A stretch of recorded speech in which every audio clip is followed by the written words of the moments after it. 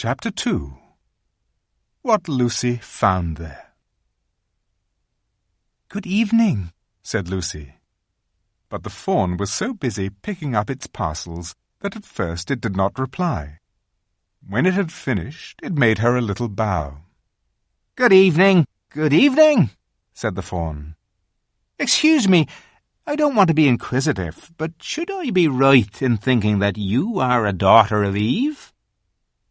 "My name's Lucy," said she, not quite understanding him.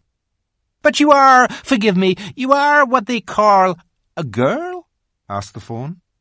"Of course I'm a girl," said Lucy. "You are, in fact, human?" "Of course I'm human," said Lucy, still a little puzzled. To be sure, said the fawn. "How stupid of me! But I've never seen a son of Adam or a daughter of Eve before. I'm delighted, that is to say—" And then it stopped, as if it had been going to say something it had not intended, but had remembered in time. Delighted, it went on. "Allow me to introduce myself. My name is Tumnus." "I'm very pleased to meet you, Mr. Tumnus," said Lucy. "And may I ask, O Lucy, daughter of Eve," said Mr. Tumnus, "how you have come into Narnia?" "Narnia? What's that?" said Lucy. "This is the land of Narnia," said the fawn, "where we are now. All that lies between the lamppost and the great castle of Cair Paravel on the eastern sea. And you have come from the wild woods of the west?" I got in through the wardrobe in the spare room," said Lucy. Said Mr. Tumnus in a rather melancholy voice. "If only I had worked harder at geography when I was a little fawn, I should no doubt know all about those strange countries. It is too late now." "But they aren't countries at all," said Lucy, almost laughing. "It's only just back there. At least, I'm not sure. It is summer there." "Meanwhile," said Mr. Tumnus, "it is winter in Narnia, and has been for ever so long, and we shall both catch cold if we stand here talking in the snow. Daughter of Eve from the far land of Spare where eternal summer reigns round the bright city of Wardrobe, how would it be if you came and had tea with me?" "Thank you very much, Mr. Tumnus," said Lucy. "But I was wondering whether I ought to be getting back." "It's only just round the corner," said the fawn. "And there'll be a roaring fire, and toast, and sardines, and cake." "Well, it's very kind of you," said Lucy, "but I shan't be able to stay long." "If you will take my arm, daughter of Eve," said Mr. Tumnus, "I shall be able to hold the umbrella over both of us. That's the way. Now, off we go." And so Lucy found herself walking through the wood, arm in arm with this strange creature, as if they had known one another all their lives. They had not gone far before they came to a place where the ground became rough, and there were rocks all about, and little hills up, and little hills down. At the bottom of one small valley, Mr. Tumnus turned suddenly aside, as if he were going to walk straight into an unusually large rock. But at the last moment, Lucy found that he was leading her into the entrance of a cave. As soon as they were inside, she found herself blinking in the light of a wood fire. Then Mr. Tumnus stooped and took a flaming piece of wood out of the fire with a neat little pair of tongs and lit a lamp. "Now we shan't be long," he said, and immediately put a kettle on. Lucy thought she had never been in a nicer place. It was a little, dry, clean cave of reddish stone, with a carpet on the floor, and 2 little chairs. "One for me, and one for a friend," said Mr. Tumnus, and a table, and a dresser, and a mantelpiece over the fire, and above that a picture of an old fawn with a grey beard. In one corner there was a door, which Lucy thought must lead to Mr. Tumnus's bedroom, and on one wall was a shelf full of books. Lucy looked at these while he was setting out the tea things. They had titles like The Life and Letters of Silenus, or Nymphs and Their Ways, or Men, Monks and Gamekeepers, a Study in Popular Legend, or Is Man a Myth? "Now, daughter of Eve," said the fawn. And really it was a wonderful tea. There was a nice brown egg, lightly boiled, for each of them, and then sardines on toast, and then buttered toast, and then toast with honey, and then a sugar-topped cake. And when Lucy was tired of eating, the fawn began to talk. He had wonderful tales to tell of life in the forest. He told about the midnight dances, and how the nymphs, who lived in the wells, and the dryads, who lived in the trees, came out to dance with the fawns. About long hunting parties after the milk-white stag, who could give you wishes if you caught him. About feasting and treasure-seeking with the wild red dwarfs in deep mines and caverns far beneath the forest floor.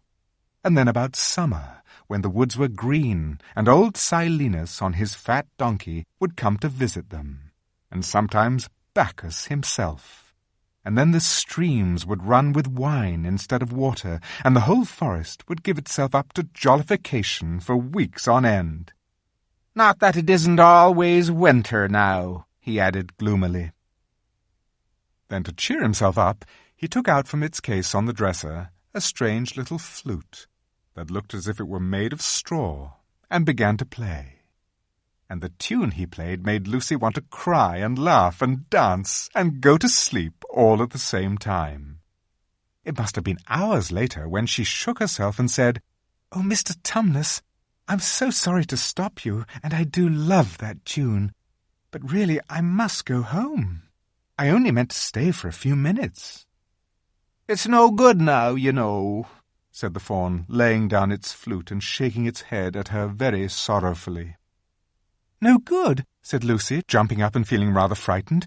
"What do you mean?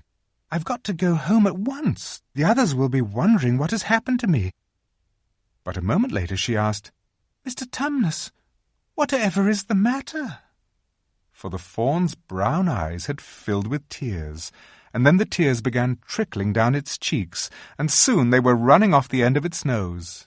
And at last it covered its face with its hands and began to howl. "Mr. Tumnus, Mr. Tumnus," said Lucy in great distress. Don't! What is the matter?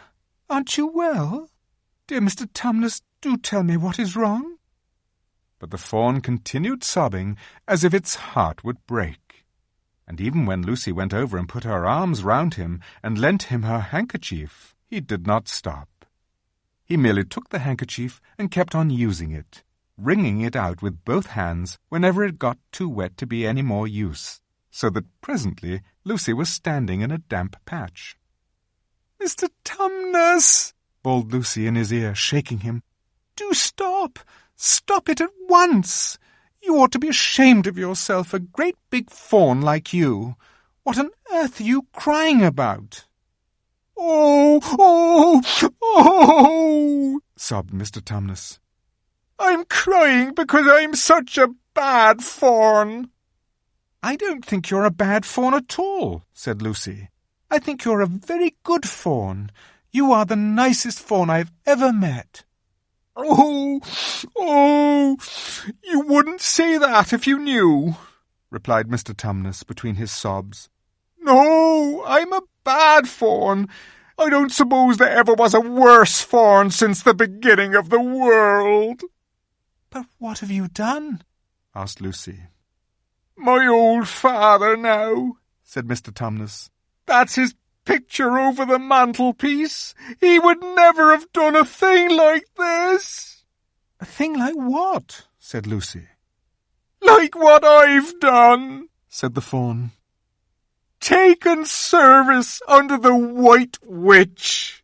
That's what I am. I'm in the pay of the White Witch." "The White Witch? Who is she?" "Why, it is she that has got all Narnia under her thumb.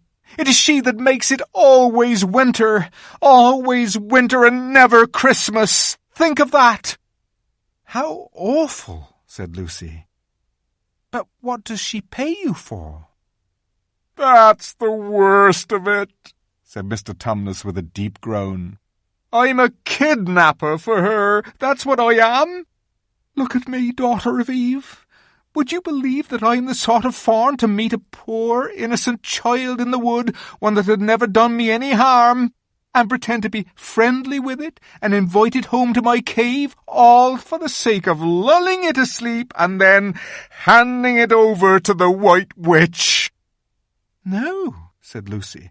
I'm sure you wouldn't do anything of the sort. But I have, said the fawn. Well, said Lucy rather slowly, for she wanted to be truthful and yet not to be too hard on him.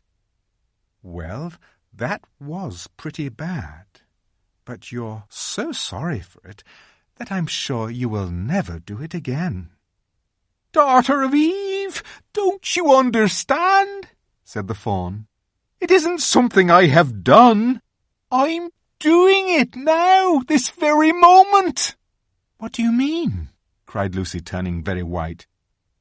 You are the child, said Tumnus. I had orders from the White Witch that if ever I saw a son of Adam or a daughter of Eve in the wood, I was to catch them and hand them over to her. And you are the first I ever met. And I've pretended to be your friend and asked you to tea, and all the time I've been meaning to wait till you were asleep and then go and tell her. Oh, but you won't, Mr. Tumnus, said Lucy. You won't, will you? Indeed, indeed, you really mustn't.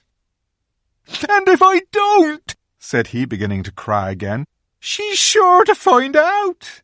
And she'll have my tail cut off and my horns sawn off and my beard plucked out, and she'll wave her wand over my beautiful cloven hoofs and turn them into horrid solid hoofs like a wretched horse's.